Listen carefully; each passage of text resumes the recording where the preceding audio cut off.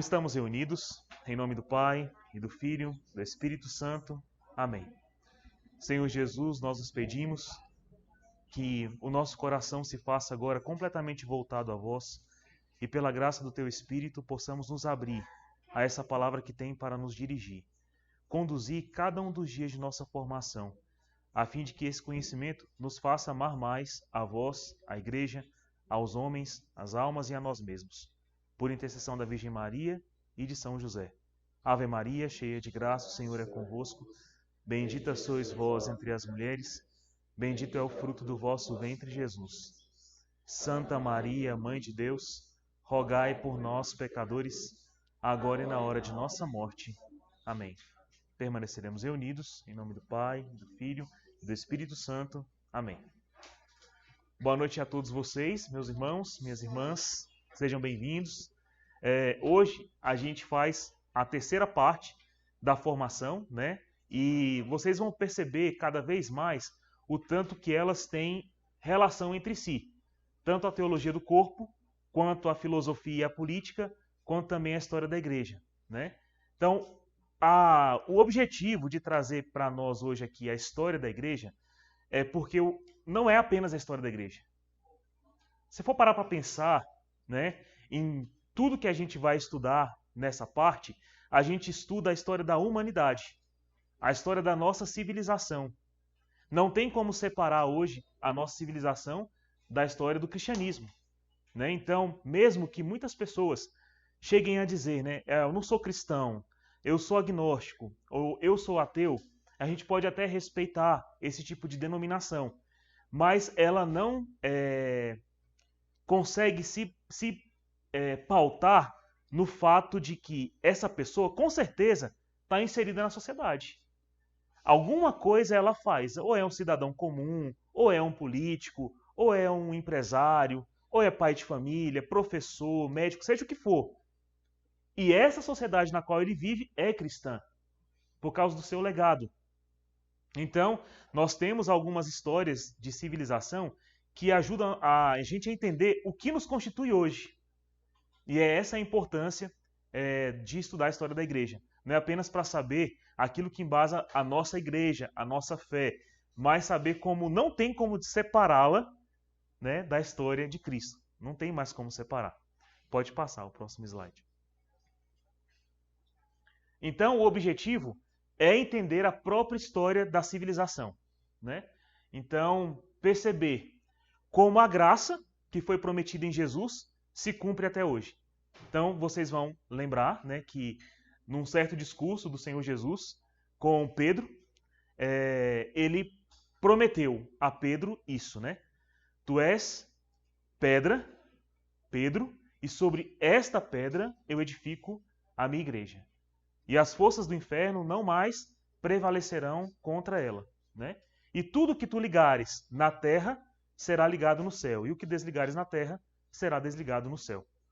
Vocês vão ver como esse tipo de pensamento, esse tipo de autoridade, nunca teve algo comparativo na história das civilizações. Nunca, nunca. Esse tipo de revelação, esse tipo de autoridade, esse tipo de pacto, nunca teve, né? Então, a gente vai ver aí em Jesus uma promessa muito grave e muito importante. Um Deus, um Senhor, né, se faz carne, se faz homem, como as criaturas deste mesmo Deus, para salvar essas criaturas e ainda por cima da autoridade, para que algo seja tão sólido aqui na terra, tão sólido entre os homens, que seja algo indestrutível. Não há morte para a igreja, não há desafios para a igreja, não há nada, nenhuma força, nem terrena, nem infernal, que possa combater a igreja. E nem mesmo Deus há de revogar isso, porque é uma palavra dada pelo próprio Deus. Deus assim disse: Tu és pedra e sobre essa pedra eu edifico a minha igreja. Algumas coisas, né, algumas interpretações a gente precisa já tirar já de cara, né? Porque muitas pessoas dizem que, olha só como ficaria deturpado tanto o hebraico, quanto o português, quanto o latim, quanto o grego, se nessa frase se interpretasse assim: Pedro, tu és pedra, e sobre esta pedra eu edifico a minha igreja. Tem gente que interpreta assim, que Jesus mudou a pessoa do discurso na mesma hora. Tipo, Sorato, tu é Sorato. Sobre o Fábio eu edifico a minha igreja. Então, não é. Tanto no hebraico, quanto no grego, quanto no latim, a tradução é inequívoca. Jesus realmente mudou o nome de Cefas, né, o nome de Simão, para Cefas, para Pedro, para pedra. Ou seja, ele muda esse vocativo, ele faz disso um vocativo de vocação e diz: Pedro, tu és pedra, e sobre esta pedra eu edifico a minha igreja. Então essa é a interpretação correta. Isso nunca foi uma dúvida católica, né? Então, às vezes essa pode ser uma dúvida de uma outra denominação qualquer, mas ela não tem base na Santa Igreja, né? Então, além disso, além de perceber como Cristo prometeu essa graça de nos dar uma igreja tão sólida, a gente vai perceber na história da igreja como essa graça foi sendo dada, como essa graça foi sendo recebida por cada um de nós. Além disso, a gente vai entender a oposição entre a ortodoxia e as heresias. Então, com toda certeza, aquele embasamento filosófico que eu falei para vocês é super importante para estudar a história da igreja. Se for parar para pensar, existem vários caminhos hoje em dia. Vários conceitos de Deus. Vários conceitos sobre o que é a verdade. Vários conceitos sobre o que é absoluto. Quando vocês enxergam alguma coisa, Jana, que tenha várias opções de serem verdade, quais delas são verdades? O que você pode afirmar sobre isso? A gente viu na nossa aula passada. Só uma é verdade ou nenhuma é verdade. Elas se excluem, não é? Então, quando a gente para pensar sobre a verdade, sobre o absoluto, sobre o que não pode ser revogado, a gente fala sobre ortodoxia. E a gente vai perceber que essa ortodoxia é preservada na igreja. O seu discurso, desde o início, desde a sua fundação, por Cristo Jesus, nos apóstolos, esse pensamento não se alterou. Essa é uma das coisas mais belas que vocês vão perceber. Mas, ao mesmo tempo, a gente não conhecia tudo. E aí, com o passar da história, você vai olhando para a história da igreja e vai ver aquilo que Jesus constituiu lá naquele primeiro momento, com Pedro. Então, pode ser que, no início, nem os apóstolos sabiam o tamanho que a igreja teria, né? Mas essa ortodoxia mostra que, em nenhum momento, a doutrina mudou. Nunca houve nada na igreja que tenha sido revogado. Nunca, né? E o que são as heresias? As heresias são essas que você vai descartar. São aquelas coisas que não são verdadeiras. Então vocês vão perceber, nesse nosso estudo, que desde o princípio existiam heresias gravíssimas. Como, por exemplo, afirmar que existia Deus que tinha criado todas as coisas boas e era por isso a fonte do bem, a única coisa verdadeira, e existia uma outra fonte, que era a fonte do mal. Então, assim, se a gente fosse pensar que existem dois princípios criadores, a gente instaura um caos. Por quê? Se uma coisa é criada já má, já perversa, e aquela maldade é verdadeira porque foi criada, então ela se contrapõe. Ou existe a justificativa de você poder escolher ser mal. Isso não existe.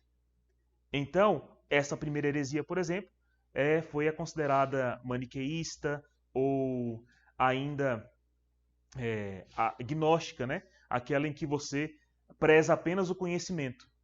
Mas o mal existe e pode corromper os homens. O mal foi criado, né, para corromper os homens. Então, desde o princípio, já tem umas heresias malucas. Outras, por exemplo, que dizem assim, que Jesus não era Deus. Jesus era um profeta. Por que não era Deus? Porque ele era um homem como nós e tinha limites como nós. Então ele não era Deus. Que ele não tinha isso na sua essência, né? Na sua natureza. E apenas o Pai era Deus e o Espírito Santo era uma manifestação desse Deus. Também o Espírito Santo não era uma pessoa. Aí vai a igreja e joga essas heresias todas fora. E você pensa assim, Fábio, mas qual o impacto de uma heresia dessa? Imensa. Quando surge uma heresia dessa, muda-se tudo. Muda-se lei, muda-se justiça, muda-se a moral, muda-se a conduta das pessoas, a ética e, principalmente, elas largam a igreja. E ao largarem a igreja, elas largam aquele princípio do pensamento absoluto, aquele que é perfeito e que não pode ser mudado. E ainda por cima, ela sai debaixo dessa graça prometida para Jesus, porque a promessa para Jesus é: as forças do inferno jamais prevalecerão contra essa igreja. Contra as outras eu não posso afirmar nada. Então, as heresias arrastavam as pessoas para o erro e o erro trazia a morte. Então, desde o princípio, a igreja precisou combater isso. E como é que ela combatia? A gente vai ver, né? Às vezes com guerra. Então a gente vai ver papa que mandou prender o outro, um bispo, né, que socou a cara do outro no meio de um concílio, né, que mandou linchar um outro que se dizia profeta. E para com uma heresia, a medida tinha que ser enérgica em visão das almas. Porque pensava assim, Pelagiano, por exemplo, que foi um bispo famoso, que propagou o pelagianismo, né, que também dizia que Jesus não era Deus.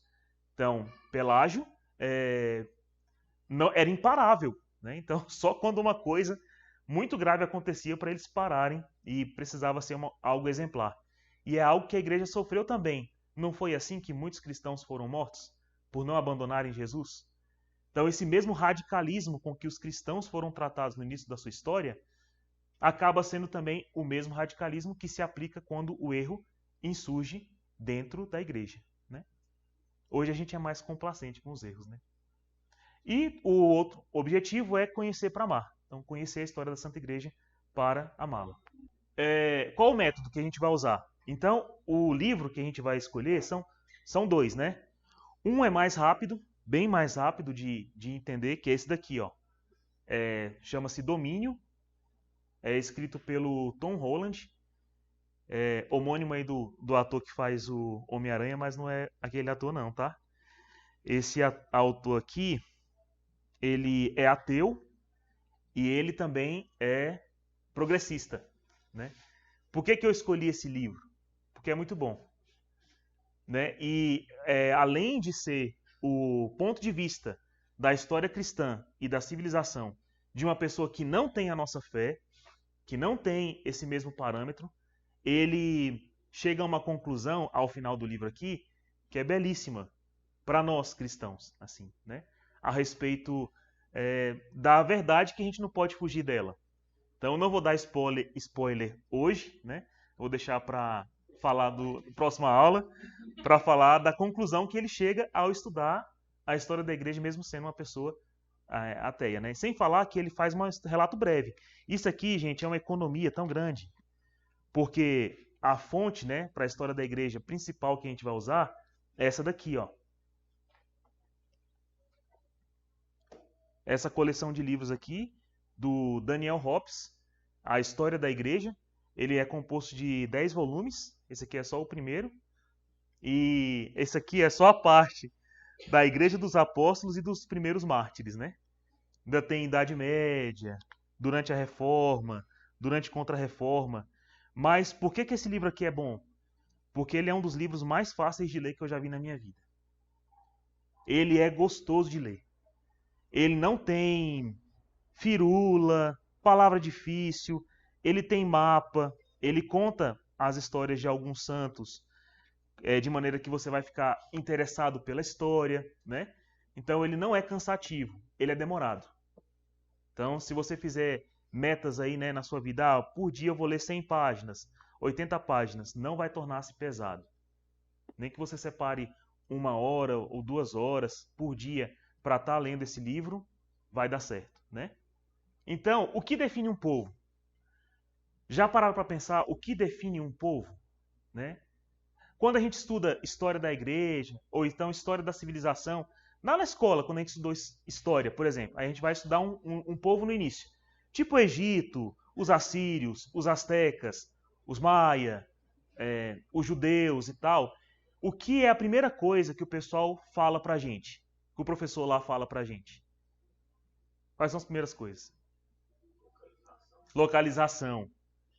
E essa localização onde o povo ficava era embasada em quê? Tipo assim, o povo foi localizado.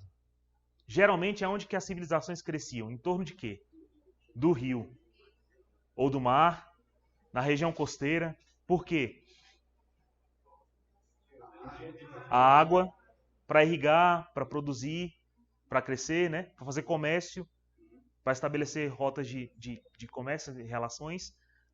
Certo, isso é errado? Não, é certo. Só que a gente estudou a história inteira de todos os povos voltados para isso.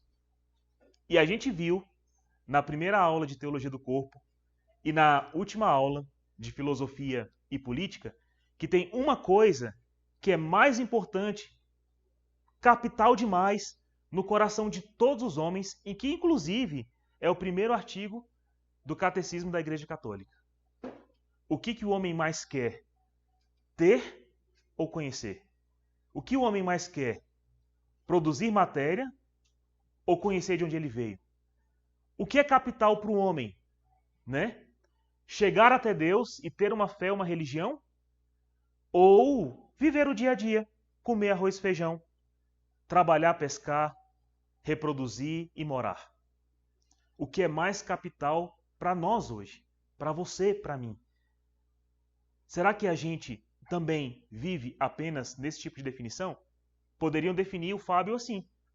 O Fábio é um homem que nasceu no Gama, que é uma cidade satélite de Brasília, fica no Brasil, no planeta Terra, sistema solar. E ele vai definindo, né?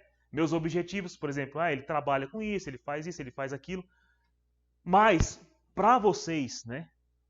Eu sempre digo o que é mais essencial para mim. Eu sou um filho amado de Deus. Sou um católico. Isso me define muito mais do que dizer se eu sou progressista, se eu sou conservador, se eu sou de direita, se eu sou esquerda, se eu trabalho com isso, trabalho com aquilo. O que me define? Sou católico. Cristão. Né? E é engraçado que isso é o que define também todas as civilizações, mas a gente não aprendeu isso. E é engraçado que se a gente for aprender cada uma das civilizações perguntando primeiro isso, não o que o homem tem, mas o que o homem acredita, eu vou compreender melhor aquele povo. Eu vou compreender melhor. É claro que é impossível eu pegar, Fábio, hoje, e me transpor para o Egito e saber, era assim que era a vida. Não tem como. Mas se eu perguntar para o egípcio, o que você acreditava? Eu vou entender tudo. Eu vou entender qual é a sua lei, qual é a sua moral, qual é a sua ética, quais são sua prática, como é que você namora, com quem que você casa, com quem que você não casa, como é que você se veste, como é que você não se veste. Tudo, tudo. Basta eu perguntar em que você acredita. Essa é a pergunta principal. E isso é o mais importante de todos os homens, por quê? Porque o catecismo da Igreja Católica, e como a gente viu na Teologia do Corpo, essa é a pergunta essencial de todos os homens. É isso que eu olho para o meu corpo e vejo. O que eu sou? O que é isso? E essa capacidade filosófica de pensar sobre o sentido de todas as coisas é a principal do homem. Todo homem pensou sobre isso.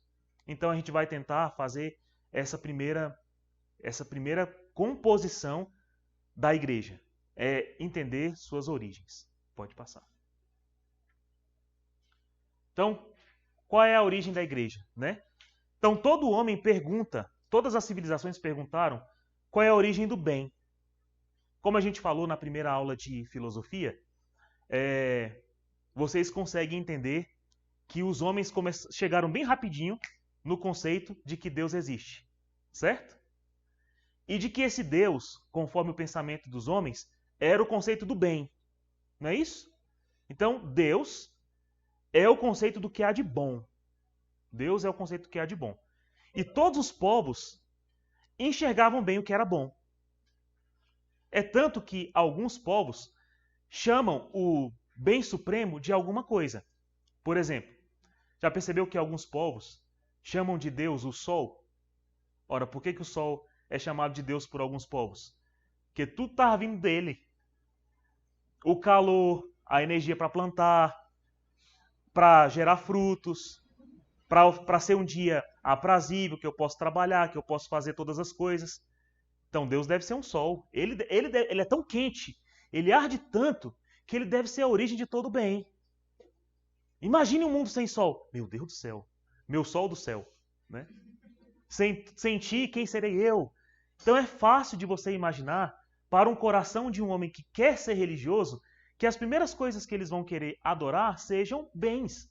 Porque Deus é um bem supremo. E é por isso que existem civilizações, por exemplo, que acham que o verdadeiro Deus é o Deus do sexo.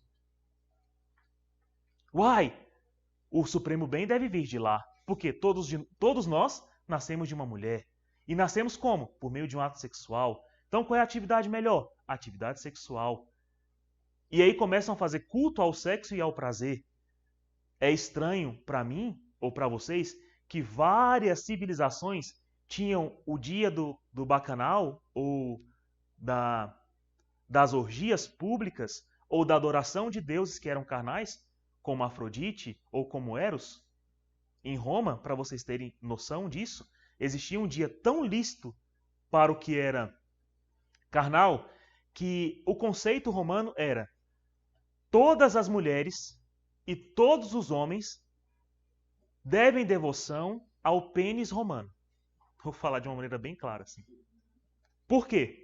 Em certo dia do ano, o dia de Deus Príapos, era autorizado e recomendado que as pessoas entrassem em uma devoção de atos sexuais. Nesse dia podia tudo. E o maior orgulho para um pai de família que tinha uma filha de 15 ou 13 anos era poder dar esta filha ao domínio sexual dos maiores generais. Do imperador, que é o próprio Deus, dos generais que vão baixando até chegar a ralé. Olha a condição de honra que um pai de família achava. Né? Era porque o culto da pessoa diz tudo a respeito dela. Hoje a gente olha para uma situação dessa e pensa assim, né? Meu Deus, era preferível me matar. Né? Arranca minha cabeça, me tortura devagarinho, mas eu não permito que isso seja feito com minha filha. Vai tirando pedacinho por pedacinho de mim, ó, com alicate, da unha até o dedão do pé. Mas eu não quero que façam isso com a minha filha. Eu prefiro. Ou me assa na brasa, num fogo bem brando, e me deixa lá assando por vários dias. Eu prefiro. Mas isso é um conceito daquilo que eu acredito. Na superioridade da alma e no valor que ela tem para Deus. E na força que eu devo fazer para preservá-la intacta para esse mesmo Deus. Mas os romanos não tinham esse pensamento. Então, existe Deus Sol, Deus Lua, Deus Água, Deus Mar, Poseidon, que é dos mares, Afrodite, que é da beleza, Apolo, que é da medicina, da cultura e da arte. Tinha Deus também que juntava tudo nele, né? Apolo, o grandãozão, né, da Grécia, ele era isso aí tudo, medicina, arte, beleza, música. E ainda por cima foi... Por que ele era tão virtuoso? Porque ele tinha destronado e destruído, mais ou menos assim, um certo poderio de seu pai Zeus, que era o maiorzão, né? Então Apolo, olha só, a virtude de um deus é destronar o pai, né? Ou de Deus Cronos, né? Que Cronos é o deus do tempo. E o ato que o Deus Cronos tinha era de devorar os seus filhos. Então, assim que os filhos de Cronos nasciam, ele pegava o menino e devorava. O que isso quer dizer? Isso quer dizer um conceito de como os gregos encaravam o tempo. O tempo não era uma dádiva para fazerem bens, para fazerem virtudes.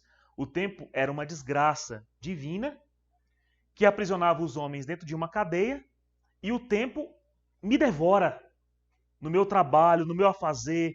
O tempo me consome, é um tempo de dores, é um tempo de luta, eu estou sendo devorado. Esse Deus chamado Cronos está devorando a minha vida. Se consome, eu não produzo nada. Esse tipo de pessoa não tem em Deus ou nos deuses um alívio, um parceiro, um pai cuidadoso ou um criador. É medo, é receio. E para aliviar as minhas penas no tempo com Deus Cronos, o que eu devo fazer? Sacrifício para ele. Eu tô doido aqui para poder aproveitar melhor o meu tempo. Meu Deus, como seria bom se eu acordasse, fosse fazer exercício, fosse para a missa, estudasse, fosse trabalhar, voltasse para rezar, fizesse tudo num dia. Aí eu vou fazer sacrifícios para Deus Cronos. no objetivo de que ele um dia possa me atender. Entendeu mais ou menos como é que é o pensamento grego? Então, qual era a maior dúvida das civilizações? Não era reconhecer o bem. Reconhecer o bem era fácil. Só que o problema era não conseguiam reconhecer o bem principal. Daí existiam religiões politeístas, que reconhecem vários bens, ou monoteístas e reconhecem o bem supremo, que não está em nada figurado. Se vocês acharem uma civilização antiga que tenha um Deus único, que seja monoteísta, esse Deus único não estará nas coisas. Eu falei dos gregos, né? Que tinham um Deus para o sexo, para a beleza, para a cultura, para a poesia.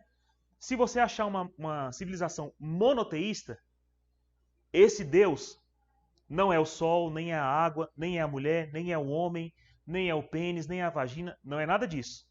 Esse Deus provavelmente é uma figura mitológica. É um dragão, é um pássaro que atira flechas e assim vai. E a gente tem várias civilizações que tiveram isso também. Então até a definição do bem não é legal.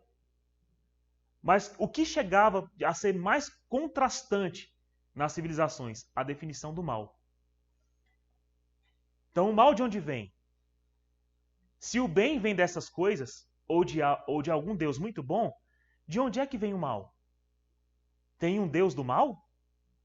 Ou esse mesmo Deus é bom e é mal? E esse conflito vai diferir as primeiras religiões. Então, por exemplo, os assírios na Macedônia. Os assírios na Macedônia, eles eram politeístas, né? Então, como eram politeístas, pode esperar. Existem vários deuses para vários bens. Só que eles tinham algumas coisas que já eram um pouquinho mais evoluídas. Eles tinham um livro de revelação, que é chamado aqui Enuma Elish. Esse livro tem como se fosse um mito de criação das coisas, né? Então já muda um pouquinho. Poxa, já tem um mito de criação, né? E tem duas entidades divinas que são principais, que são Marduk e Tiamat. Quem é Marduk? Marduk é a figura do homem, né? Então a figura do homem, forte, robusto, masculino, ele é representado ou por esse homem aqui, ó, que tem 4 olhos, ou é até ruim de ver, né? Dá uma tontura. Ou ele é representado por esse homem assim, ou por um touro bem forte. E ele representa a ordem, a governância, a força e a virilidade. O que vocês vão ver nisso? Vocês vão perceber que essa civilização assíria ou macedônica, que foi grandiosíssima, né? Durante a história, eles tiveram tempo de serem pequenos, mas eles também expandiram muito. É daí que vem a Babilônia, é daí que vem Alexandre o Grande, Ciro I, Ciro II. Esse povo aqui fez os judeus comerem o pão que Marduk amassou, né? Então esse povo aqui é um povo muito grande. E eles disputaram com os gregos, disputaram com os egípcios, né? Então, esse povo tem um conceito aqui que faz você perceber. Cara, olha que interessante. Esse povo entendeu que Deus existe, beleza. Entendeu a necessidade de ter isso escrito e revelado, beleza, ótimo. Já é uma grande vantagem. E entenderam que um Deus deve representar ordem. E olha o que é interessante. Eles olharam para os homens daquela sociedade, governantes, governadores, guerreiros, soldados, e perceberam: para que o homem cresça e viva em harmonia, é preciso que nessa sociedade a gente saliente, exulte no povo a masculinidade, por meio de uma divindade, que é o Marduk, que mostra que a sociedade precisa de ordem. Se você tem nessa sociedade um povo que acredita que um Deus impõe em todos a ordem, não vai ser estranho que diante dessa sociedade, se um governante chegar lá, dizer: gente, a partir de hoje está proibido matar criança, está proibido estuprar as mulheres e está ordenado que todos devem pagar um certo tributo no templo para ajudar os pobres. Está definido. Ou seja, diante de uma divindade que é assim, o povo corresponde e vive a isso. Mas qual era a dificuldade aí? Era de saber de onde vinha o mal, né? Aí adivinha aonde que eles jogaram o mal, se eles jogaram o bem nos homens. O mal na mulher. A outra deusa era Tiamat. Tiamat era essa serpente aqui. Essa serpente ordenava o caos. Então Marduk, da ordem, Tiamat, o caos.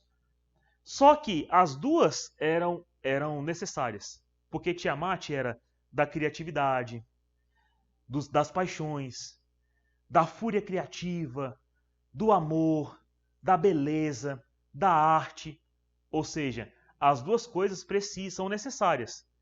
Tanto essa que era considerada má, que era o caos, quanto aquela que era considerada boa, que era a ordem. Então, na verdade, não era bom e mal, era um complemento. Então, era uma religião politeísta dualista. E, querendo ou não, eles reconheceram dois valores muito superiores àqueles outros que reconheceram como divindade o Sol. O que você acha superior? Reconhecer que mais divino é o fato de sermos homens e mulheres? Ou o fato de que o Sol faça as plantas produzir frutos? Que eu seja homem e mulher, né? E foi assim que Gênesis começa, não é verdade? Deus criou homem e mulher. Homem e mulher, Deus nos criou. À sua imagem e semelhança. Então, eles chegam mais perto de algo mais apurado, tanto na ética como na moral, por causa da concepção de Deus um tanto melhor. Mas não é tão boa ainda. Ainda é politeísta, o que dá ambiguidade de conduta, porque um Deus vai ser isso, outro Deus vai ser aquilo. Também, os deuses são duais na essência. A gente não pode dizer que eles são assim totalmente bons ou totalmente maus, né? Não há isso. Existe uma realidade dual e uma essência que não é muito bem apurada. Deu para entender isso? Esse povo contribui conosco? Contribui. Na cultura, a gente pode herdar muita coisa daí. Primeiro, o desejo de governança, mas também, por que não, conflitos. Conflitos entre homens e mulheres. Algo que a serpente colocou na nossa forma de percepção entre homens e mulheres desde Gênesis. Então é a sociedade também que já vivia isso. Essa dualidade também existe em outras civilizações, não apenas aquelas que estão lá mais pertinho da terra prometida do povo prometido. Mas, por exemplo, os astecas. Os astecas também tinham uma religião que era politeísta, só que era um deus só que tinha várias faces, né? O nome desse deus era Quetzalcóatl, que é esse daqui, ó. Que é o deus que promove as artes, mas também a guerra, né? Então, eles começaram a perceber que já chega um pouco mais próximo dessa questão, por exemplo, de que a origem de todas as coisas é única. Só tem uma origem.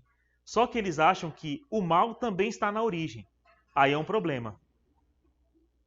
Pronto, para tirar essa dúvida, pergunto para vocês. Como é o nosso conceito de Deus? Deus criou o mal? Não? O que Deus criou? Você falou na aulinha passada. Falei na aulinha passada, né? O que Deus criou? O bem. Só o bem. O mal é a ausência do bem. O mal é a ausência do bem. Mas então quem criou o mal? O mal não foi criado. O mal é como se fosse assim, uma negação do ser, né? O ser, o único ser que existe é Deus. Só Deus existe, só Deus é, só Deus cria, só Deus é. Ele dá particularidades no ser dele mesmo para as coisas. Então é como se fosse uma obra de esvaziamento, né? Quando Deus vai criando, ele vai colocando de fora do seu coração a existência de tudo, sem se esvaziar. Mas aí ele vai criando a água, o mar, o céu, a terra, os bichos, as plantas, os bichos, o homem. Então, só Deus é. Então, como tudo que ele cria é bom, quando Satanás, que era um ser angélico, se afasta do ser de Deus e dessa completa comunhão com a graça, aí sim o mal surge. Mas esse mal é a negação de tudo que é. Eu poderia dizer que o mal não é, porque ele, por escolha, escolheu não ser, né? Mas é como se fosse assim, ó. Fábio, Deus criou Lúcifer. Certo ou errado? Certo. Então Deus criou o mal? Não. É isso que a gente não pode esquecer, né? Então Deus criou Lúcifer, e se Lúcifer ainda existe, é porque Deus dá para ele apenas a condição boa na existência. Porque assim, ó, se Deus parar de sustentar na existência alguma coisa, como esse copo de água, ou eu mesmo, ou o ar que eu respiro, isso inexiste. Então você pode pensar assim, Fábio, então Deus continua sustentando Lúcifer no ser? É porque Deus e Lúcifer também não estão dentro do tempo. Mas se eu colocasse essa realidade para dentro do tempo, seria como se fosse assim, ó. Tudo que Deus cria, Ele ama. Então, Deus me ama, me mantém na existência e eu estou aqui. Deus te ama, te mantém na existência e você está aqui. Lúcifer, Deus ama Lúcifer, o permite na existência e ele diz não. Então é como se Deus dissesse o tempo inteiro, eu te amo, eu te amo, eu te amo, eu te amo, eu te sustento no ser. E ele dissesse não, não, não, não, não, não eternamente. Então é mais ou menos assim. Mas o mal não é criado por Deus. O que parte do coração de Deus, né, esse ser angélico que parte do coração de Deus, que é chamado de Lúcifer, parte do coração de Deus bom. É chegando nele, no arbítrio dele, que se torna não. Só que isso foi decidido uma vez por todas, porque na realidade de Deus e dos anjos não há tempo. Eu trouxe para a realidade do tempo só para ficar mais fácil de entender. Certo? Eu não confundi não, vocês não, né? Então tá. Então, o que os astecas começaram a pensar? Para agradar a Deus e para conhecer o bem e ver apenas a face boa de Deus, era preciso então adivinhar o que essa divindade, que era o Quetzalcóatl, iria pensar que seria bom na justiça, nas leis, na moral, na ética. Então, o que eles faziam para agradar Quetzalcóatl, para que ele pudesse dizer como os homens deveriam se organizar? Aí eles faziam sacrifícios, que eram bem bárbaros, bem violentos, né? Então, ofereciam para Quetzalcóatl criança, homens, mulheres, idosos. E não era pouco sangue, não. Se você for olhar relatos assim, né, de como que ficam essas construções, essas pirâmides aí, o tanto de caveira que tinha embaixo, né? O tanto de coisa que era morta, era animal, era gente, era tudo quanto era coisa, né? E isso no sentido de fazer o sacrifício, aí tomavam uns gorozinhos lá, né? Ficava meio doidinho e dizia, não, Quetzalcóatl disse que nós devemos fazer assim, a lei tem que ser assim. Aí eles iam e faziam. E a gente vai ver que esse bem e o mal está nas mitologias principais, né? Por exemplo, na mitologia fundadora de Roma, existem dois irmãos que disputam, Rômulo e Remo.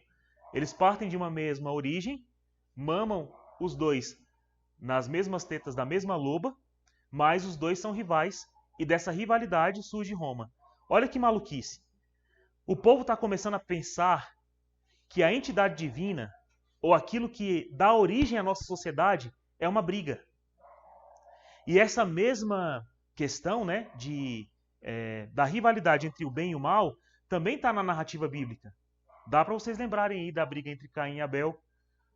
Um sacrifício, o de Abel, foi aceito por Deus. Outro sacrifício de Caim não foi aceito por Deus. Então existe realmente algo que vai agradar a Deus e algo que vai desagradar. Algo que é bom e algo que é mal. Eu preciso entender, meu Deus do céu, o que é bom e o que é mal, né? Também a briga entre, acho que aqui é Ismael e Isaac, os filhos de Abraão. E os deuses pareceriam como, os deuses gregos e romanos, pareceriam como os mais distintos de nós cristãos. Apesar de, com a Grécia e com a Roma, a gente ter muita coisa parecida. Por exemplo, o nosso direito vem de Roma, a nossa filosofia vem da Grécia. Mas a ética e a moral romana e grega são terríveis. A conduta moral deles é bem empobrecida. Vocês vão ver que homens pensantes e maravilhosos, como Sócrates, Aristóteles, Platão, eles tinham, por exemplo, uma conduta que hoje, eticamente e moralmente, a gente condenaria fácil. Por exemplo, eram pedófilos. Era a prática muito comum de que esses filósofos, quando os jovens chegavam ali na idade de 13, 14, 16 anos, fossem ser tutoriados a eles. Isso era para os pais uma situação de honra. Mas como é que eles barganhavam isso? O que aquele jovenzinho tinha para oferecer? Seu corpo. Então eles realizavam tanto coito anal quanto entre as coxas nesses jovens. E, em troca, davam para eles a instrução filosófica, poética, retórica, enfim, todas as ciências e faculdades daquela época. Era uma posição de honra estar na ágora em uma posição de autoridade filosófica, política, governamental, legislativa e assim vai. Então, veja, hoje a gente condenaria isso. Além disso, eticamente e moral, por exemplo, era permitido tanta morte, morte de criança nascida com defeito, morte de crianças que eram fruto de adultério, aborto intrauterino medicamentoso, quando bebe um medicamento para abortar. A sexualidade também tinha aquela questão, quase que nos mais famosos generais e pensadores, o sexo entre homem e mulher era apenas para reprodução e para uma fachada social. Porque o que era mesmo estimulado, como em Esparta, era que os homens tivessem no companheiro de batalha o amor da vida deles. Então o homossexualismo era uma prática não só incentivada, como comum. E às vezes até das mais comuns. E a organização familiar era algo protocolar. Então, a ética, a visão do bem, a visão da organização social não tem nada a ver com a cristã. E isso vem de onde? Apesar de eles serem nossa principal fonte e raiz na qual a fé chegou e se espalhou. Se ela foi berço da fé, qual é o lugar, qual é a raiz de tanto desencontro moral e ético? Justamente conforme eles pensavam a respeito de Deus. Então, os deuses para os gregos eram cheios de paixões. Para você ver Apolo, que eu falei aqui, Apolo, o bonitão, o deus de todas as coisas, Deus da matemática, da medicina, da música, da poesia. Então, o que ele fez? Como ele era deus da arte, tinha uma mulher, uma humana, normal, na Grécia, Niobe, que era... Tadinha bichinha. A bichinha sofreu. Ela, para ter seus filhos, que eram numerosos, graças a muitas ofertas que ela fez para poder ter filhos, porque ela era estéril. Então ela teve vários filhos. Só que ela era, além disso, além de muito fértil, a ponto de dar inveja a muitas deusas que queriam ter filhos tão belos como os de Niobe, ela era artista, música e artesã. E a arte que ela produzia, era tão bela que também chegava a ser mais belo que a concepção do belo no Olimpo. Aí Apolo ficou com raiva e se vingou de Niobe, mandando matar e de maneira bem cruel, igual eu falei, tirando pedacinho por pedacinho todos os filhos de Niobe, E Niobe era obrigada a ver, todas essas mortes, E, enfim, é uma coisa trágica. Mas nenhum dos gregos olha para essa história no sentido de pensar assim: Apolo é justo? Apolo é bom? Ou Apolo é mau? Esse conceito, para os deuses, no grego não existe. Então, os deuses são assim, eles não são criadores, não são papai, não são mamãe, não são amigos, eles são cheios de vontade, independentes, eles têm paixões, muitas vezes humanas e equivocadas, mas têm realmente poder de interferir, se quiserem, mas eles não têm um conceito de ser bom, de ser mal ou de justiça. Então, se os deuses não têm, como é que os homens vão procurar ter isso? Ah, Fábio, mas então, qual é o mínimo de ética que surge na Grécia e em Roma, para eles terem, por exemplo, a fonte do direito romano ou da filosofia grega? Como é que pode alguém ter uma concepção tão ruim da divindade, mas a ponto de ser isso? Aí eles tinham a si mesmos. Eles tinham o pensar. Eles tinham a filosofia. E da filosofia começa a surgir os conceitos principais. Então, apesar de terem uma ética e uma moral muito ruim, alguns filósofos, ao procurarem a verdade, vão encontrar a verdade. Esse aqui é Aristóteles, esse aqui é Platão, e esse aqui é Sócrates, que foi mestre dos dois. É isso mesmo. Pronto. Então, como eu falei para vocês, eles tinham o pensar, a filosofia. E a filosofia, como eu falei para vocês, é o enamorar-se por algo tão óbvio a ponto de extrair ali a verdade. E aí, enamorando-se pela busca pela verdade, pela investigação, pelo conhecimento, eles começaram a intuir a verdade de Deus, como a gente falou na aula passada, sobre o fato de, por exemplo, Parmênides chegar à conclusão de que, pela origem das coisas, Deus tem que ser único e ele não pode ser criado. Ele tem que ser o bem supremo, absoluto, e dele derivam todas as coisas, né? Então, esses filósofos começaram a pensar isso. Aí chegaram à conclusão. Rapaz, esse negócio de politeísmo não é verdade, não. E essas paixões que a gente está dizendo que são dos deuses, são nossas. Platão, então, por exemplo, chegou a perceber só existe um ser, que é o de Deus único, e os entes, que são dados à vida. Mas só Deus é o sumo bem, e é um Deus único. E ele tinha uma visão desse Deus único muito boa, mas não era perfeita. Qual era a visão de Deus de Platão? O Deus de Platão era o puro bem, o puro conhecimento, a plena justiça e a plena moral. O homem pode chegar lá? Pode. Ele pode conhecer. Mas esse Deus não se relaciona conosco. É como se, assim, Deus fosse uma ideia, algo cósmico, algo grandioso, mas que não tem rosto, que não tem forma, né? Apesar de ser supremo, o supremo bem, ele não é uma pessoa. São João Paulo nos diz, né, que Deus é uma pessoa. Esse conceito Platão não chegou. E Aristóteles? Aristóteles chegou à ideia de que Deus é logos, ou seja, ele é puro pensamento. Então, Deus é o puro pensamento. Ele também não é uma pessoa, ele não é relacionável, mas lembra que todas as coisas, como a gente falou na aula passada, são pensamento, palavra e essência. Então, para Aristóteles, Deus era puro pensamento. Ou seja, é algo que eu posso pensar. Por isso, Deus é um pensamento, e só isso. Deus tem uma essência? Não. Deus não tem essência. Deus não tem natureza para Aristóteles. Assim como Deus também não tem uma palavra. Não existe um nome para dar a Deus, né? Então Aristóteles tem esse pensamento de Deus. E Platão não. Platão já pensa que Deus tem uma essência moral, uma essência de justiça, tem uma essência que não é humana, né?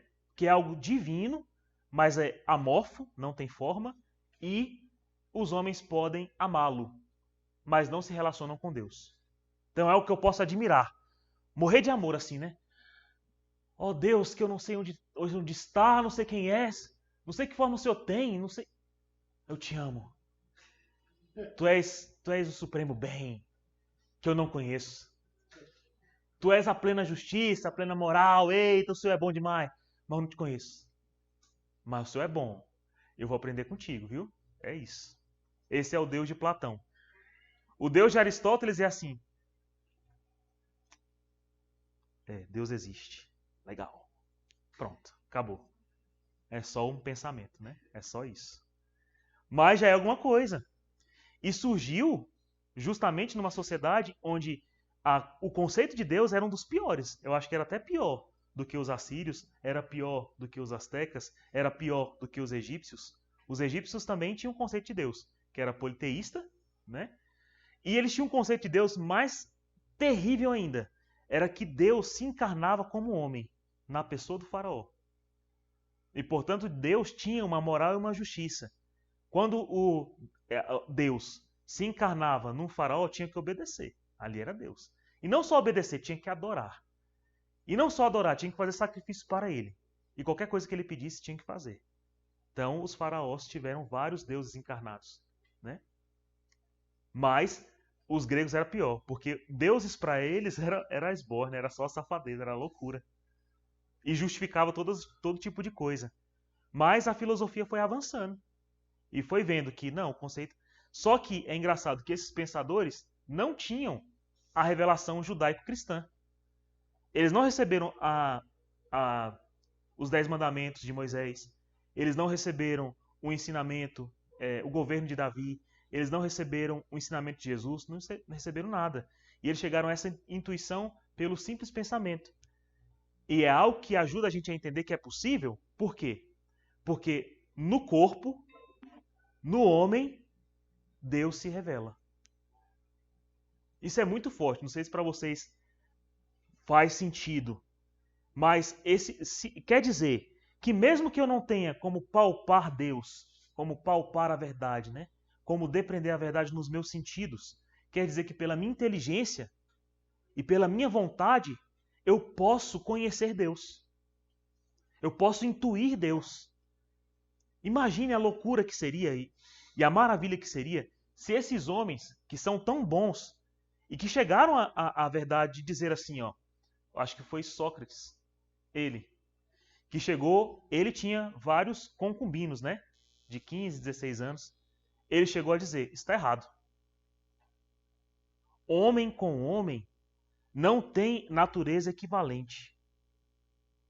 E eu não posso impor algo que a natureza me determina a não viver. A natureza determina algo. E determina algo do supremo bem. Porque o supremo bem existe. Então Deus existe. Então esse meu ato aqui com esses rapazes é ofensivo ao supremo bem. É totalmente contra a natureza. Sócrates juntou a lei divina com a lei natural. E ele percebeu que a lei natural estava sendo afrontada. Aí ele percebeu que essa lei natural não pode ser afrontada senão ofende Deus, que é o supremo bem. E percebeu, esse ato é insensato, ele não tem sentido, ele tem que ser abolido e tem que ser colocado como lei que não pode fazer. E ele não ficou parado. Pegando esse conceito, ele foi discutir isso com os filósofos. E muitos concordaram. Gerando aquele burburinho, foi parar na boca dos governantes, né? Do rei. E chegando lá, falou assim, não, você tem que renunciar a isso aí. Primeiro, renunciar que existe só um Deus único e renunciar a esse negócio de acabar com a pederastia. Sócrates falou, eu não troco, não abro mão da verdade por nada. E morreu. Né? Então, querendo ou não, né, nós temos no nosso corpo as chaves que nos levam para isso. Eu acho que é por isso que é bonito, né? Que o nosso berço tenha tido tanta vontade de conhecer a verdade. Aí na hora que a verdade chega por meio da revelação com os judeus, como Jesus disse, a salvação vem dos judeus. Ele disse isso à samaritana, né? Quando a salvação chega, aí pronto, é aquela ebulição que faz todos perceberem que realmente existe um bem superior, que é um Deus e que rege o mundo. E que tem toda a onipotência na moral e na ética, né? Então, o povo de Deus. Agora a gente vai começar bem propriamente dito, né? Até agora eu só enchi a linguiça, pode cortar essa parte aí do vídeo, viu, João? Agora sim. Gente, boa noite. A gente está aqui para falar sobre a história da igreja. Então, o povo de Deus foi um povo eleito. Olha como a marcação da história e do relacionamento desse povo com o divino é totalmente diferente das outras coisas, né? Nenhuma civilização conseguiu imitar, simular algo parecido. Primeiro, nenhum povo foi eleito por Deus. Os deuses antes eram indiferentes com as pessoas. E nenhum deus também foi criador. Os deuses regiam bens. Bens que as pessoas entendiam que eram bens. Aí dava o nome de um Deus. Mas esse povo aqui foi eleito por esse Deus. Deus se revelou a eles e se revelou dizendo que ele era criador, que ele era pai e que o cuidado humano estava muito abaixo do cuidado que ele poderia dar. Não é Deus quem diz, né? Pode a tua mãe te esquecer, eu jamais te esquecerei. Pode a tua mãe de colo abandonar um filho que está a amamentar, mas eu não mais. Olha a mudança completa de pensamento. Que tipo de povo um Deus tão carinhoso vai gerar? Um povo cheio, orgulhoso, não no sentido pejorativo. Eu, quando me sinto amado, eu me encho de orgulho. Eu sou amado. Eu sou um povo eleito. Eu sou preferido de Deus. O amor e a graça são dados a mim. Eu tenho sabedoria e eu posso praticar pelo meu Deus uma justiça verdadeira, uma ética verdadeira, uma política verdadeira. As minhas condutas instruídas por Deus são boas, eu tenho certeza. Porque olha como esse Deus trata esse povo. E esse povo teve algumas condições que foram fazendo esse pensamento de Deus se espalhar. Mas como é que a gente espreme o suco de uma laranja, Tiago? Espreme assim, né? É assim que o povo de Deus foi espremido. Primeiro o povo de Deus recebeu suco, graça, seiva do próprio Deus. Depois ele foi esmagado na mão de vários para espalhar-se para todo mundo conhecido. Para a Mesopotâmia, para a Grécia, para Roma, para o Egito. Se for parar para pensar, é sempre numa tragédia que esse povo sai, mas sai levando Deus. Porque não desiste da fé. É muito difícil você enxergar um judeu que deixa a fé. Eu não conheço nenhum.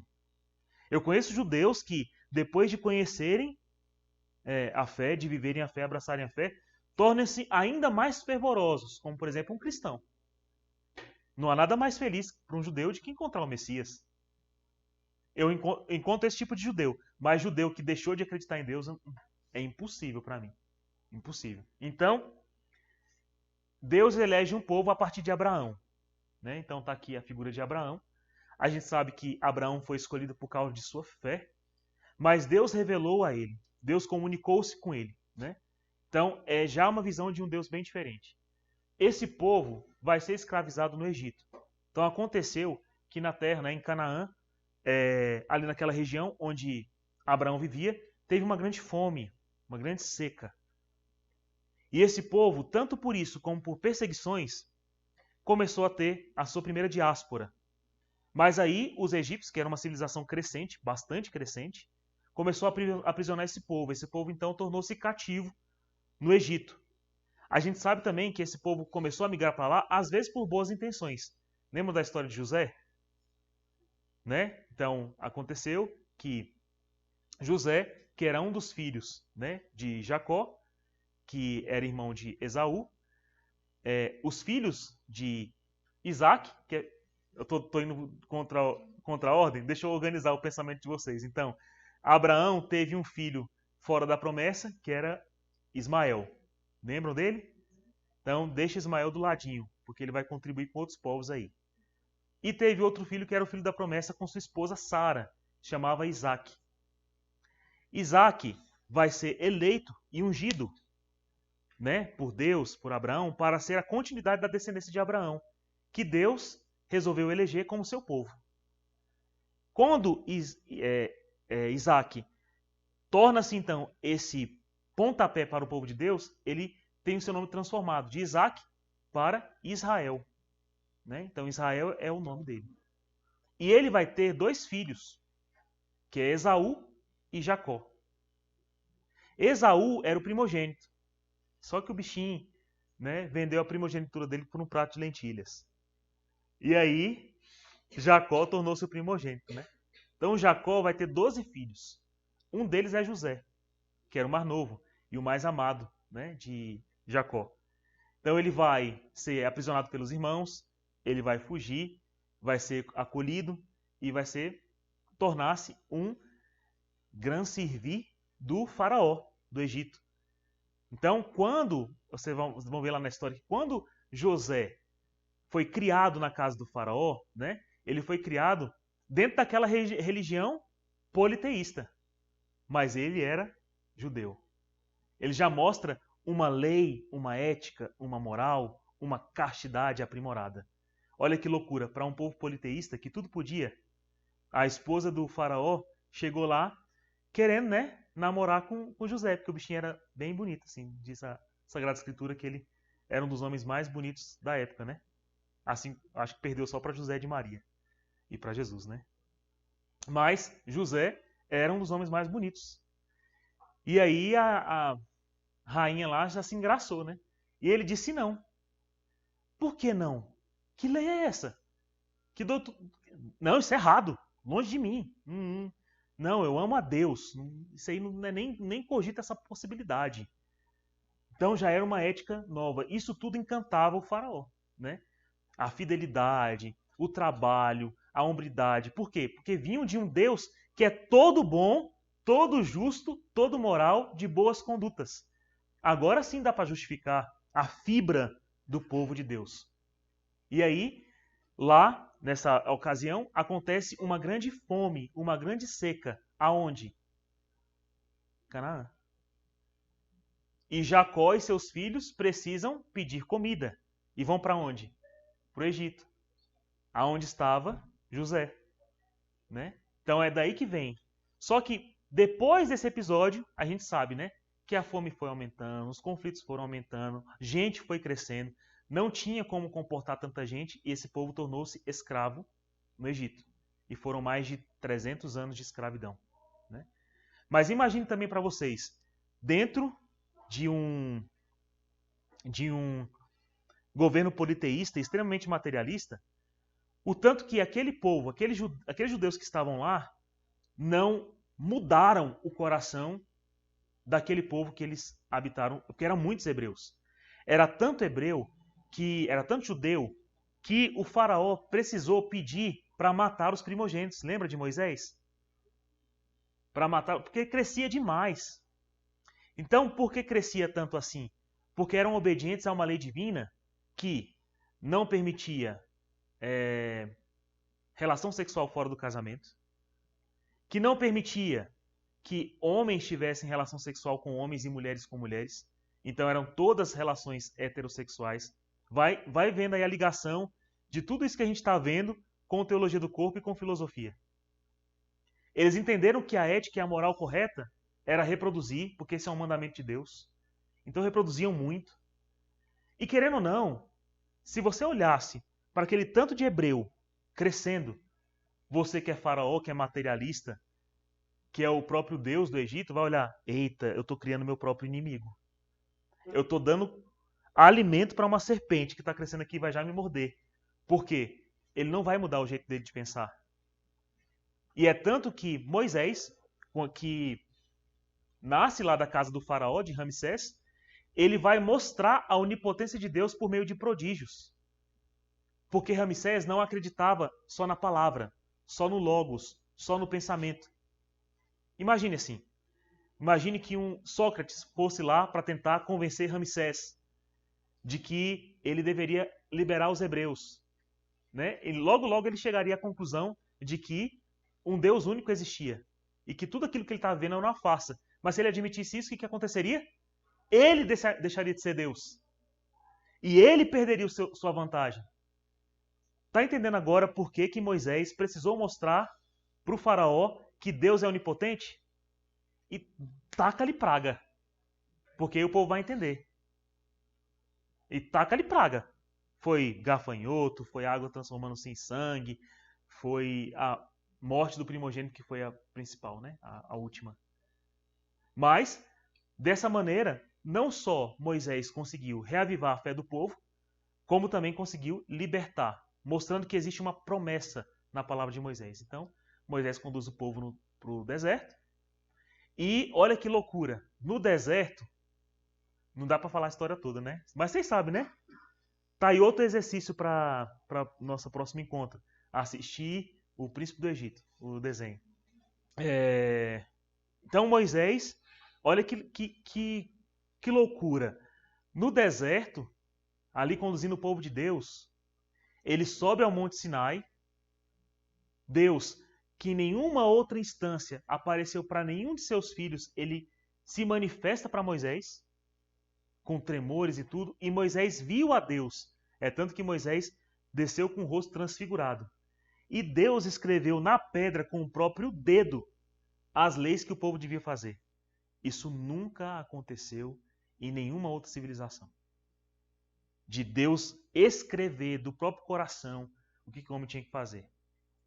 Então Moisés desceu, mostrou a lei para o povo viu a face dele resplandecente, mas quando Moisés chegou, já estavam lá adorando o bezerro de ouro. Ou seja, já estavam vivendo como as civilizações antigas, querendo o bem, mas chegando ao materialismo. É como se a alma tem potência para muito, mas o homem sempre se entrega ao lixo, né? Ao pornô, ao rebaixado, né? E aí Deus manda, né, aquela vingança ali imediata ali, né, das serpentes e tal, mas Moisés intercede pelo povo e o povo é salvo, né? E continua a jornada. O povo de Deus vai passar por uma jornada ímpar, porque nenhum povo é educado assim, né? De errar, Deus corrigir, Deus perdoar, Deus dá alimento, Deus dá comida, Deus dá água, Deus tira de um canto, põe no outro. Aí, chegando em Canaã de volta, o que acontece lá? Estou encurtando a história, né? Chegando de volta lá em Canaã, o que acontece? Estava habitada por outros povos, que tinham outra cultura, que vinham desde outra forma. E aí o que aconteceu? Né? Muitas guerras. Josué precisou combater nessas guerras. E ganhou em várias. Mas as guerras eram muitas. Inclusive, quando o rei Davi, né, é eleito e é avisado por Samuel, que era um juiz, de que ele seria rei, ele precisou entrar já combatendo um filisteu. Que a Cananeia estava cheia de filisteus, que era um povo pagão, que fazia sacrifício para Moloque, por exemplo, matava criança, matava idoso, aquelas loucuras tudo, né? Então, quando Davi chegou, ele já chegou tendo que meter lá a pedrinha na testa de Golias. Estão lembrados, né? Então, essas histórias todas ajudam a configurar um povo muito unido a seu Deus. Muito relacionáveis, assim, sabe? De um rei chegar a dizer assim, Deus me escolheu, me ungiu, me tirou da casa do meu pai. Davi, a minha figura bíblica favorita é Moisés, né? Mas eu gosto de Davi também, porque Davi era um cabra bom e um cabra ruim ao mesmo tempo, como todos nós somos, né? E Davi tinha aquele relacionamento tão bom, tão íntimo com Deus, que ao ponto que lá, diante das tábuas, né, da lei, no tabernáculo que ele guardava, ele tinha tanto zelo, né? Ele compôs os salmos, vários salmos. Então, se você olhar para um salmo e ver que é lindo, pensa no tanto que aquele compositor era lindo, né? Davi era maravilhoso e muito unido a Deus, né? E ali você vai ver que ele às vezes tirava a roupa, não tinha vergonha mais do seu corpo, né? Algo que é pré-pecado, né? Não sentir vergonha do seu corpo é antes da nossa queda. Então o amor por Deus em Davi transfigurava tanto ele que ele já não se via mais em uma situação de distância com Deus. Tirava a roupa e dançava no tabernáculo nu, sem nenhum tipo de pudor, né? Tanto que esse homem tinha muito a graça nele, a graça atuando no coração, na alma dele, né? Por mais que às vezes ele negasse, principalmente naquele pecadinho lá que vocês conhecem. Vocês sabem, né? O pecado dele? Sabe não? O pecado dele foi gostar da mulher do outro, de Urias, e botar Urias na frente de batalha para ser morto, para ficar com ela, e teve com ela um filho, né? Esse aí foi o pecado. Hã? Eu não lembro o nome dela, só lembro o nome do Caba, do Urias. E aí, Davi construiu para Deus um templo, né? Mas esse templo era um templo que marcou algo físico, algo, uma edificação. Tenha nesse conceito como se fosse assim, Deus estava edificando tudo, edificando seu povo, elegendo seu povo, dando para ele uma lei, E aí, de repente, agora os homens edificam algo para Deus. E é algo que existe em nosso coração até hoje. Edificar igreja para Deus, edificar santuários para Deus, e com a maior dignidade possível. E é um povo que, diferente dos outros, os outros construíram templos do jeito que queria, né? Lá na Grécia, o Partenon, usando a matemática, a Lei Áurea e tal. Deus dos hebreus, dos judeus, ele mesmo pedia do jeito que ele queria. Eu quero tantos metros por tantos metros, eu quero tantas vigas, eu quero tal cortina, eu quero que o pórtico seja assim, o lugar de sacrifício seja assim, do lado de fora tem lugar para lavar a mão, o sacerdote fica em tal lugar. Nenhum povo teve tanta instrução de Deus como os hebreus, né? E Davi fez isso. Mas aí depois da história dos reis, Salomão concluiu o templo do pai dele. Depois de todos esses reis, aconteceu mais um momento de espremer a laranja, né, compadre? Espremer a laranja para os bichinhos espalharem mais a fé. Então eles foram por divisões políticas, né? Deus não queria que eles tivessem mais reis. O rei era Deus. Mas eles pediram e dividiram a cidade de Jerusalém, o reino de Deus, em dois. Em Israel, ao norte, e Judá, ao sul. Com essa divisão, eles ficaram mais fracos politicamente. E aí começaram a ser invadidos de novo pelos sírios, assírios em cima, e também já pelos babilônicos embaixo. Aí foi o cativo da Babilônia. Esse povo de Deus todo foi levado para a Babilônia, lugar da perdição, para serem mais uma vez escravizados. Então já foram escravizados no Egito, já passaram 40 anos no deserto, 40 anos vencendo uma distância de menos de 200 quilômetros, hein? Porque precisavam de conversão. Chegaram, não estavam na cidade deles, tiveram muitas guerras, aí depois foram invadidos, foram presos na Babilônia. E cada uma dessas diásporas, o povo vai se espalhando. Vai indo, vai para o Egito, vai para a Grécia, vai se espalhando, né? Então eles foram presos lá. Só que a confusão política era tão grande porque ninguém conseguia entender os hebreus. Ninguém conseguia entender um povo que tem isso aqui tudo, ó. E aí eles eram um problema. Porque o problema era que as pessoas se convertessem e se tornassem judeus também. E era o que acontecia. Era exatamente o que acontecia. Todas as outras divindades, todos os outros deuses eram colocados por terra. Deus ali na Mesopotâmia disputava com... esqueci até o nome do bicho. Ahura Mazda. E o demônio de lá era o Arimã. Então eles tinham Deus e tinham demônio, né? E o Ahura Mazda era um deus assim que era impessoal, parecia uma águia, tinha asa, parecia um demôniozão, né? Então, disputar com um Deus que era tão carinhoso, tão bondoso, que era um pai, era fácil. Então, isso era um problema.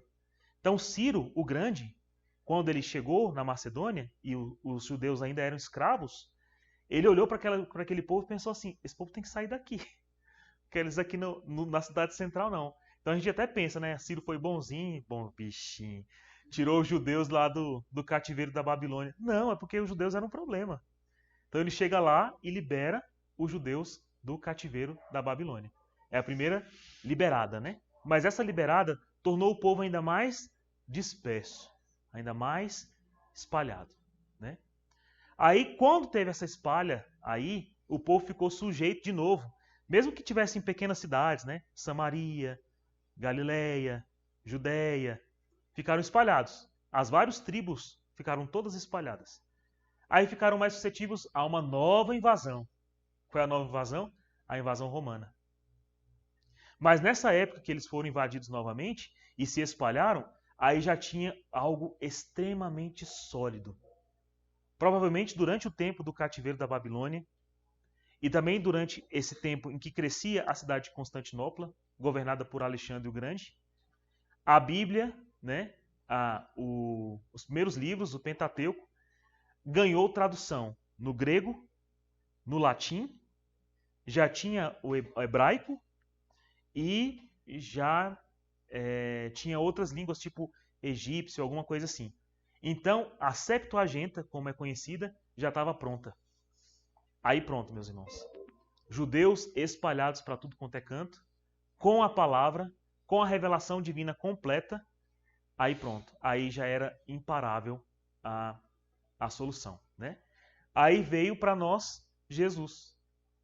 Então aqui é só depois para dar para vocês essa questão, né? Então depois do cativeiro no Egito, das guerras na Terra Prometida, do cativeiro na Babilônia, da escravidão romana, aconteceram diásporas. Isso ajudou o povo a se espalhar.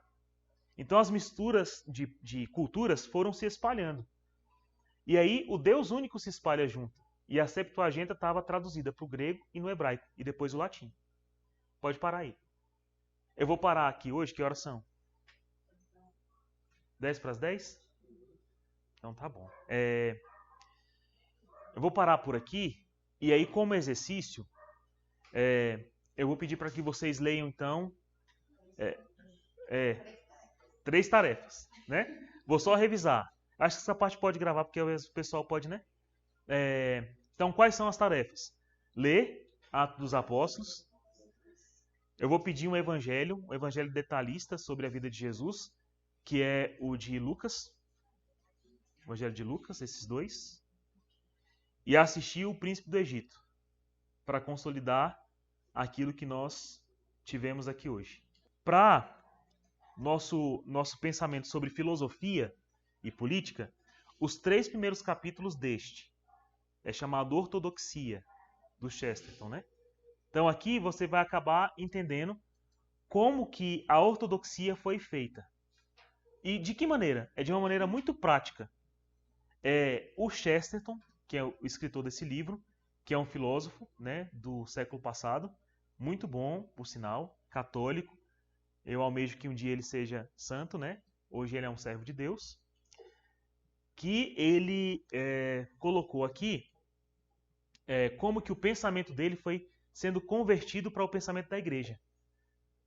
Então ele vai mostrando a incoerência das outras filosofias, vai mostrando a incoerência dos outros pensamentos que um dia ele teve e vai mostrando como que a igreja realmente é o centro, o polo do verdadeiro pensamento, né, da ortodoxia.